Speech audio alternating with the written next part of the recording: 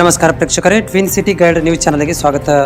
July 21ರಂದು Dharwad ಅಖಿಲ ಭಾರತ ವೀರಶೈವ ಲಿಂಗಾಯತ ಮಹಾಸಭಾದ 1 ಅಧ್ಯಕ್ಷ ಸ್ಥಾನ, 20 ಸಾಮಾನ್ಯ ಸ್ಥಾನ ಹಾಗೂ 10 ಮಹಿಳಾ ಸ್ಥಾನಕ್ಕೆ ಚುನಾವಣೆ ನಡೆಯಲಿದೆ. ಧಾರವಾಡ ಗ್ರಾಮೀಣ ಶಾಸಕ ವಿನಯ್ ಕುಲಕರ್ಣಿ ಹಾಗೂ ಅರವಿಂದ್ ಬೆಲ್ಲದ ಬೆಂಬಲಿತ ಅಭ್ಯರ್ಥಿ ಪ್ರದೀಪ್ ಗೌಡ ಪಾಟೀಲ್ ಅಧ್ಯಕ್ಷ ಸ್ಥಾನಕ್ಕೆ ಸ್ಪರ್ಧಿಸಿದ್ದಾರೆ. ಮತ್ತೊಂದೆಡೆ ಜೆಡಿಎಸ್ ಜಿಲ್ಲಾಧ್ಯಕ್ಷ ಗುರುರಾಜ್ ಹುಣಸಿಮರದ ಅಧ್ಯಕ್ಷ ಸ್ಥಾನಕ್ಕೆ ಸ್ಪರ್ಧಿಸಿದ್ದಾರೆ. ಹೀಗಾಗಿ ಧಾರವಾಡ ಲಿಂಗಾಯತ ಮಹಾಸಭಾದ ಪದಾಧಿಕಾರಿಗಳ ಚುನಾವಣೆ ರಾಜಕೀಯ ತಿರುವು ಪಡೆದುಕೊಂಡಿದೆ. ಅಧ್ಯಕ್ಷ ಸ್ಥಾನದ ಆಕಾಂಕ್ಷಿಯಾದ ಪ್ರದೀಪ್ ಗೌಡ ಪಾಟೀಲ್ ನಮ್ಮ ಸುದ್ದಿ ವಾಹಿನಿಯೊಂದಿಗೆ ಮಾತನಾಡಿ ತಮ್ಮ ಹಾಗೂ ತಮ್ಮ ಬರದವರ ಗೆಲುವು ನಿಶ್ಚಿತ ಎಂದು ವಿಶ್ವಾಸ ವ್ಯಕ್ತಪಡಿಸಿದರು.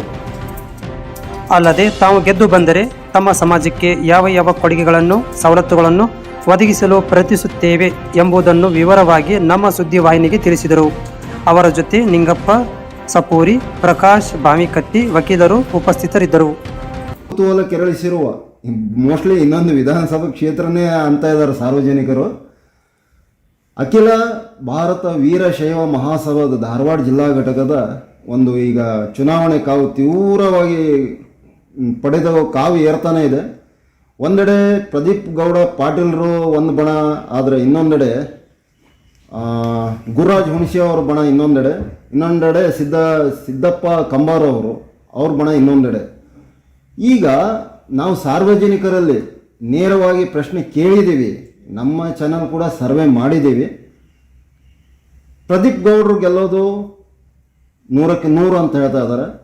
ಅವರು ಗೆದ್ದೇ ಗೆಲ್ತಾರೆ. ನಮ್ಮ ಸರ್ವೆ 100ರಲ್ಲಿ 99 ನಾವು ಸರ್ವೆ ಮಾಡಿದ್ರಲ್ಲಿ ಯಾವುದು ಸುಳ್ಳಾಗಿಲ್ಲ.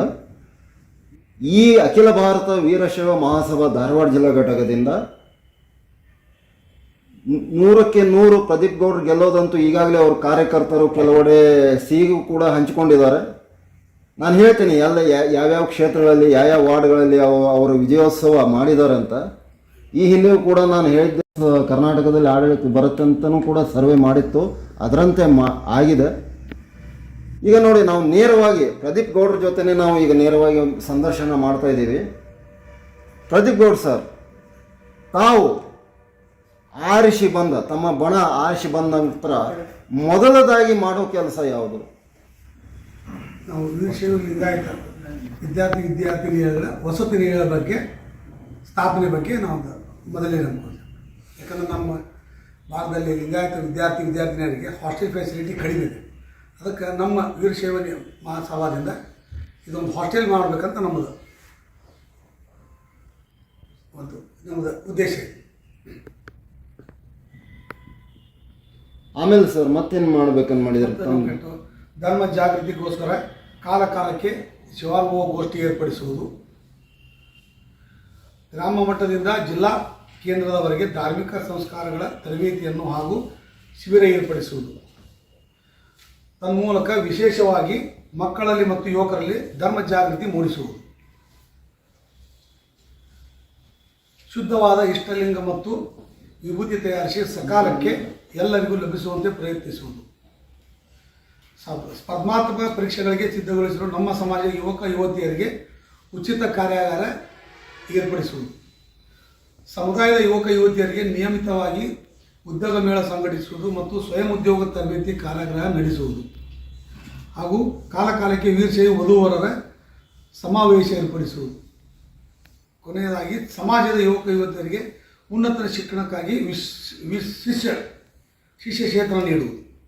ಈ ಎಲ್ಲ ಯೋಜನೆಗಳನ್ನು ನಮ್ಮ 5 ವರ್ಷದ ಅವಧಿಯಲ್ಲಿ ನಾವು ಮಾಡಬೇಕಂತ ಉದ್ದೇಶ ಇಟ್ಕೊಂಡು ಈಗ ಕರ್ನಾಟಕದಲ್ಲಿ ಅಖಿಲ ಭಾರತ ವೀರಶೈವ ಮಹಾಸಭಾ ವತಿಯಿಂದ ಧಾರವಾಡ ಜಿಲ್ಲಾ ಘಟಕದಿಂದ ಒಂದು ವೇಳೆ ತಮ್ಮ ಬಣ ಆರಿಸಿ ಬಂತಂದರೆ ತಾವು ಏನೇನು ಕೆಲಸ ಮಾಡ್ತೀವಿ ಅಂತ. ಆದರೆ ಮೇಲಾಗಿ ನಮ್ಮ ಚಾನಲ್ ಪರವಾಗಿ, ನಮ್ಮ ಮಾಧ್ಯಮಗಳ ಪರವಾಗಿ, ವೀಕ್ಷಕ ಪ್ರಭುಗಳ ಪರವಾಗಿಯೂ ನಾವು ಅವರಲ್ಲಿ ಕೇಳ್ಕೋತೇವೆ, ಏನು ಈ ಲಿಂಗಾಯತರಲ್ಲಿ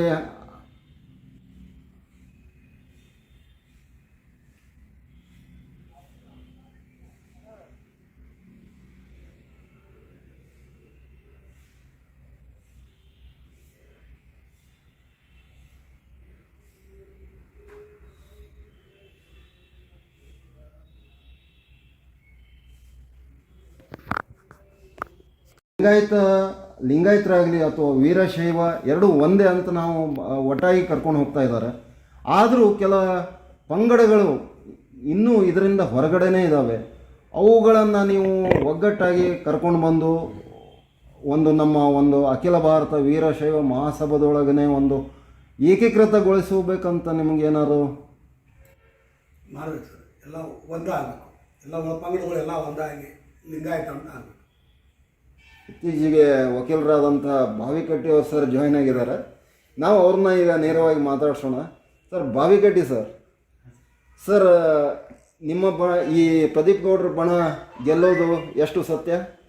100% ಸತ್ಯ. ನನಗೆ ತಿಳಿದು ಬಂತು ನೀವು ಈಗಾಗಲೇ ಸಿಹಿ ತಿಂದಿರಿ ಅಂತ ಸುದ್ದಿ. ನೋಡ್ರಿ, ನಾನು ಹೇಳ್ತಾ ಇದ್ದೆ ಹಾಗೇನೆ ಕೆಲವು ವ್ಯಕ್ತಿಗಳು ಈಗಾಗಲೇ ವಿಜಯೋತ್ಸವ ಮಾಡಿದ್ದಾರೆ. ನೋಡೋಣ, ಪ್ರದೀಪ್ ಸರ್ ಬಣ ಆರಿಸಿ ಬಂದ ನಂತರ ಅವರು ಲಿಂಗಾಯತ ಸಮಾಜಕ್ಕಾಗಿ ಏನೇನು ಅನುಕೂಲ ಮಾಡ್ತಾರೆ, ಅವರು ತಮ್ಮ ಪ್ರಣಾಳಿಕೆಯಲ್ಲಿ ಕೊಟ್ಟಂಥ ಭಾಷೆಗಳನ್ನು ನೆರವೇರಿಸ್ತಾರಂತ ನಾವು ಒಂದು ಆಶಾಭಾವನೆಯಿಂದ ಅವರ ಜೊತೆ ಈ ಸಂದರ್ಶನವನ್ನು ಮುಗಿಸ್ತಾ ಇದ್ದೀವಿ. ನಾನು ಗುರುರಾಜ್, ಧಾರವಾಡದಿಂದ. ನಮಸ್ಕಾರ.